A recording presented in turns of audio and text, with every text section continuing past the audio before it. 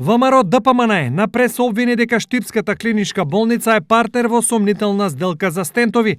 Тврдењата во јавноста ги презентираше координаторот Иван Јорданов. Клиничката болница во Штип неодамна распиша тендер за потрошен материјал за интервентна кардиологија. И додека оставаат впечаток дека се грижат за граѓаните, тендерот открива матна сделка која стигнува до врвот на Клиничката болница Штип и Министерството за здравство.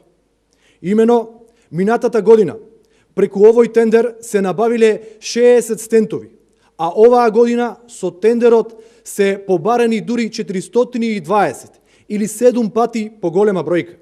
Дали веќе познатата врска меѓу министерот Филипче и компанијата Биомедика е пресуден момент за началникот на кардиологија Сашко Николов и директорот на Штипската клиничка болница да вмешаат своји прсти во оваа сомнителна сделка на стент. Но ова со контрааргументи и објаснувања за јавноста реагираа од Клиничката болница.